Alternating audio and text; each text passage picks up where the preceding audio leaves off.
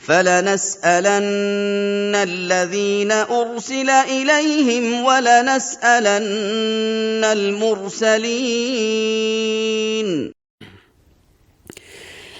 إن الحمد لله نحمده ونستعينه ونستغفره ونعوذ بالله من شرور أنفسنا وسيئات أعمالنا من يهده الله فلا مضل له ومن يضلل فلا هادي له وأشهد أن لا إله إلا الله وحده لا شريك له وأشهد أن محمدا عبده ورسوله. أما بعد فإن أصدق الحديث كتاب الله وخير الهدي هدي محمد صلى الله عليه وسلم وشر الأمور محدثاتها وكل محدثة بدعة وكل بدعة ضلالة وكل ضلالة في النار. نعم. Nous poursuivons toujours notre explication du poème Al-Bayqouniya. Ceci est le 6e cours. Naam. Alors le cours dernier, on a expliqué les 2 premiers vers. Donc aujourd'hui, nous allons commencer avec le 3e et le 4e vers bi'idhnillahi ta'ala. Et l'explication de ces 2 vers-là va prendre plusieurs audios, car il est un peu long et demande aussi la clarification de plusieurs choses. Bien que nous allons laisser certains détails, car comme nous avons signalé au début, ceci est un cours, pourquoi? Pour débutants dans cette science. Voyez-vous. Donc, on va faire un effort de se résumer, n'est-ce pas, à l'essentiel d'abord, à ce qui est nécessaire pour l'instant, pour le débutant dans cette science. Non. Alors, les vers 3 et 4 concernent, n'est-ce pas, le hadith authentique, al-hadith al-sahih. Donc, la première catégorie de hadith qu'a mentionné Al-Bayqouni dans son poème, c'est quoi? C'est le récit authentique. Pourquoi? Ceci parce que le hadith authentique est la plus noble des catégories des hadiths, comme disent les ulama. Vous voyez, le hadith authentique est la catégorie des hadiths la plus noble. Naam. Alors, Al-Bayqouni dit أولها الصحيح وهو ما اتصل إسناده ولم يشذ أو يعل يرويه عدل ضابط عن مثله معتمد في ضبطه ونقله. نعم. D'abord, la traduction générale des vers. Al-Bayqouni dit quoi? Il dit la première de ces catégories, la première de ces catégories est le récit authentique.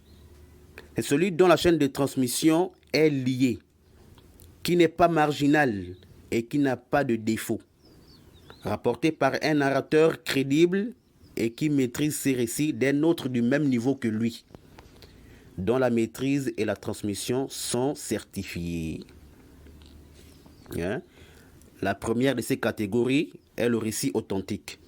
C'est celui dont la chaîne de transmission est liée ou rattachée, qui n'est pas marginal et qui n'a pas de défaut, rapporté par un narrateur crédible et qui maîtrise ses récits, d'un autre du même niveau que lui, dont la maîtrise et la transmission sont certifiées.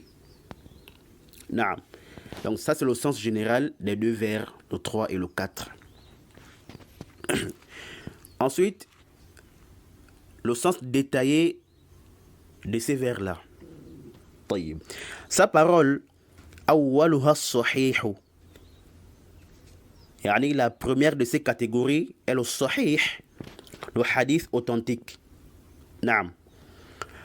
Le hadith authentique fait partie de quoi? De la catégorie des hadiths acceptés, yani al-maqboul.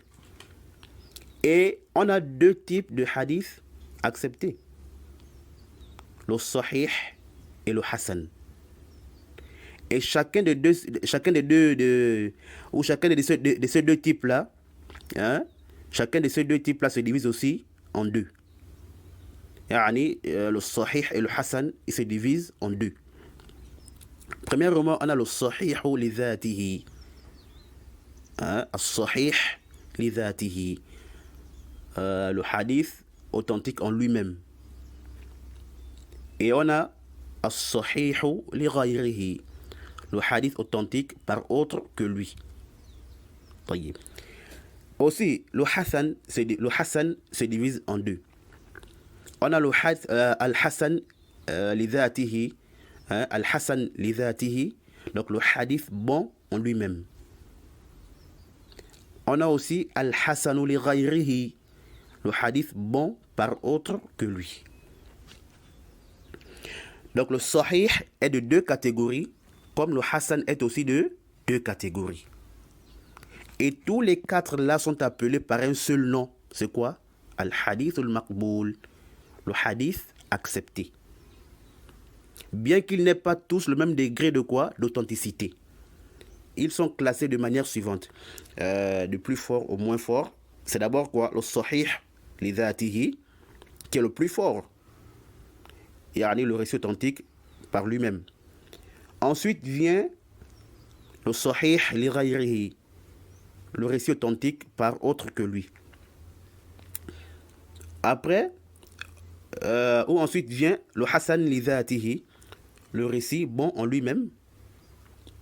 Et enfin, al-hasan li ghayrihi, donc le récit bon par autre que lui. C'est clair? Donc ici, là, l'auteur a commencé par quoi? Par le hadith authentique, n'est-ce pas?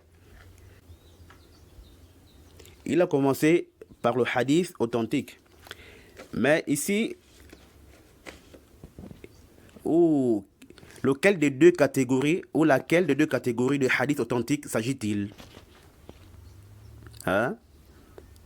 Est-ce le sahih li dhatihi ou le sahih li ghayrihi, ou les deux à la fois? Donc lorsqu'il dit ici awwaluha sahih, il fait allusion à quel genre ou à quelle catégorie du sahih? La réponse est que l'auteur ici là, il n'a cité que le sahih li dhatihi, le récit authentique par lui-même. Wadih? Oui. Et comme l'auteur avait promis dans le vers numéro 2 qu'il allait ramener quoi? Chaque catégorie qu'il a choisie, n'est-ce pas? Avec quoi? Avec sa définition. Voyez-vous? Et c'est ça qu'il a fait ici. Il a apporté la définition du sahih li dhatihi en disant quoi? Wa huwa mattasal isnaduhu wa lam yashudh aw yu'al yarwihi adlun dabitun an mithlihi. Voyez. Donc, c'est quoi le sahih li dhatihi? C'est le hadith qui a une chaîne de transmission liée, attachée, qui n'est pas marginale, qui n'a pas de défaut caché, rapporté par des narrateurs crédibles et qui maîtrisent leur récit. Vous voyez? Qu'ils rapportent d'autres narrateurs au même niveau qu'eux, au même niveau de crédibilité et de maîtrise. Wadih. Donc ici, Al-Bayquni a amené quoi? La définition du sahih li dhatihi. Et cette définition de l'auteur là est tirée de la définition de Ibn Salah dans son Muqaddima, rahimahullah. Et tous ceux qui sont venus après Ibn Salah, ils se sont servis de la définition d'Ibn Salah. Certains l'ont rapporté textuellement, comme celle d'Ibn Salah, tandis que d'autres l'ont fait, ou bien d'autres l'ont modifié, et ont apporté certaines précisions importantes. Comme on verra aussi avec la définition de Al-Hafidh Ibn Hajar, rahimahullah, tout à l'heure, bi'idhnillahi ta'ala. Et il faut aussi signaler ici là que ce n'est pas tout ce qu'on a repris à Ibn Salah sur sa définition là. C'est pas tout ce qu'on lui a reproché qui est vrai. Ou ce n'est pas tous ceux-là qui ont repris Ibn Salah sur sa définition qui ont eu raison. Vous voyez? Mais ici, on ne va pas rentrer dans ces détails-là. Non. Donc, je disais ici, là, que la définition de Al-Bayquni ici est tirée de quoi? De la définition d'Ibn Salah. Mais elle est encore plus proche de la modification d'An-Nawawi qu'il a eu à faire, n'est-ce pas, sur quoi? La définition de Ibn Salah. Et cela dans le Taqrib. Non. On va d'abord ramener la définition d'Ibn Salah, qui est considérée comme le asl, non, l'origine. Il a dit هو الحديث المسند الذي يتصل إسناده بنقل العدل الضابط عن العدل الضابط إلى منتهى ولا يكون شاذا ولا معللا. Oui. Ibn Salah, il a défini le hadith authentique en disant quoi? Que c'est le récit annexé au prophète dont la chaîne de transmission est attachée, rapporté par le narrateur crédible et qui maîtrise ses récits, d'après un autre narrateur crédible qui maîtrise ses récits, ainsi de suite jusqu'à sa fin. C'est-à-dire la fin de la chaîne de transmission. Non. Qui n'est pas marginal et qui n'a pas de défaut. Voyez-vous? Ça, c'est la définition d'Ibn Salah, rahimahullah. Ensuite, An-Nawawi, il a ajusté la définition d'Ibn Salah dans At-Taqrib wa At-Taysir. Il a dit هو ما اتصل سنده بالعدول الضابطين من غير شذوذ ولا علة. An-Nawawi dit le hadith authentique, c'est celui-là qui a la chaîne de transmission reliée, rapporté par des narrateurs crédibles qui maîtrisent leur récit, qui n'est pas marginal et qui n'a pas de défaut. Vous voyez? Donc ici, là, An-Nawawi, rahimahullah, qu'est-ce qu'il a fait? Il a effacé de la parole d'Ibn Salah, la kalima, le mot al-musnad. Vous voyez?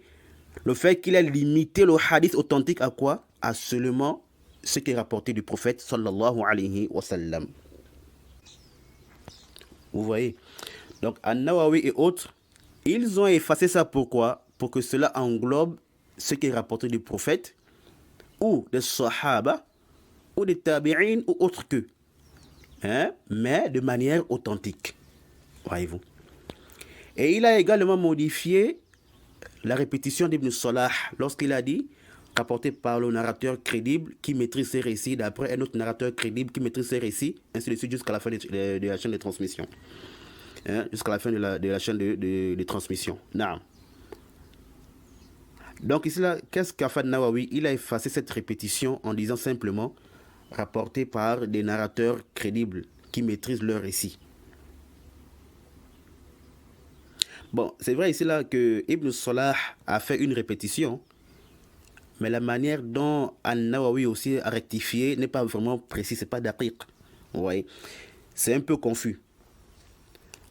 Car quelqu'un peut comprendre de ça que ce n'est pas une condition que tous les rapporteurs de cette chaîne de transmission doivent avoir quoi? Ces mêmes caractéristiques-là. Vous voyez. C'est pourquoi d'autres, tels que Al-Bayquni, ils ont ajusté, ou ils ont ajouté Am mithlihi. Yani, qu'ils rapportent d'autres rapporteurs qui ont quoi? La même caractéristique que lui. Wadih. Et également, d'autres choses ont été reprochées à Ibn Salah par rapport à sa définition. Et comme on a dit, il y en a qui sont justes et il y en a qui sont faux. Bref, ici, là, c'était juste pour faire quoi? Pour montrer l'origine de la définition de l'auteur de notre poème. C'est clair. Ensuite, la définition du hadith authentique, celle qui est retenue de nos jours, celle qui est exacte et précise, c'est celle de qui?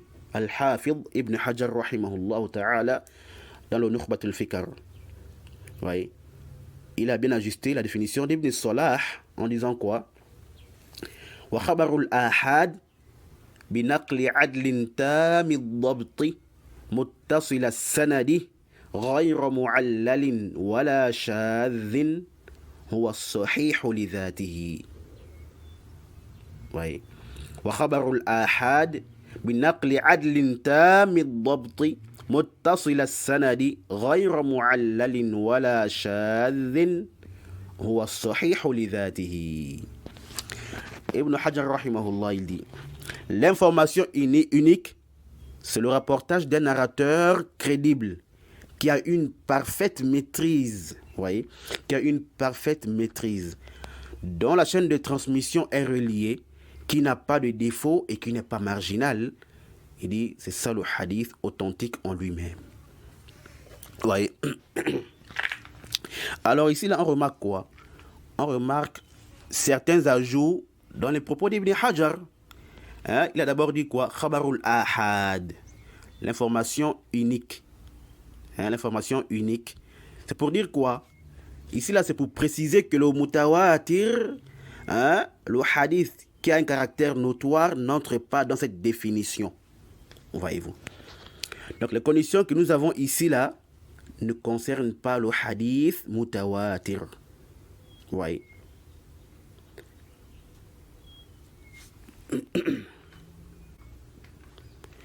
Car le hadith ou l'information, par rapport à la manière dont elle nous est parvenue, se divise en deux. Ana, le khabar al-mutawatir, l'information à caractère notoire, yani, qui est rapportée de plusieurs personnes. Ouais. Celle-ci n'entre pas dans la définition ici. Deuxièmement, khabarul ahad, l'information unique, vous voyez, c'est celle-là qui est visée ici. Et elle se divise aussi en trois, comme on verra plus tard, Inch'Allah ta'ala. Hein? Nous allons définir tout ça au moment venu, bi'idhnillah ta'ala. Naam. Al-Hafiz Ibn Hajar a également dit quoi? Tamud dabt. Donc le narrateur qui a une parfaite maîtrise. Hein? Il a été bien précis ici. Il a ajouté quoi? Tam. Qu'il a une parfaite maîtrise, voyez-vous, hein, de ces récits. Ceci pourquoi? Pour marquer, n'est-ce pas, la différence entre le hadith sahih li dhatihi et le hasan li dhatihi. Ouais, entre le récit authentique en lui-même et le récit bon en lui-même. Ouais. Et comme nous allons voir dans le hasan, dans le hadith hasan, hein, le hadith qui est bon, hein, le rapporteur là-bas, il a quoi? Il a un degré inférieur au rapporteur du sahih li dhatihi. Là-bas, on dira quoi? Là-bas, on dira khafif al-dabt. Ouais, donc il n'a pas une parfaite maîtrise. Hein? Elle est inférieure à quoi? À celle du rapporteur du sahih li dhatihi. Et aussi au niveau de quoi? De la crédibilité. Voyez-vous. Donc, la définition du hadith authentique en lui-même, c'est quoi? Hein? C'est celle que nous avons choisie. Celle de Ibn Hajar, rahimahullahu ta'ala. C'est clair? Avec cette précision, avec les précisions, n'est-ce pas, qu'il a ajoutées. Non.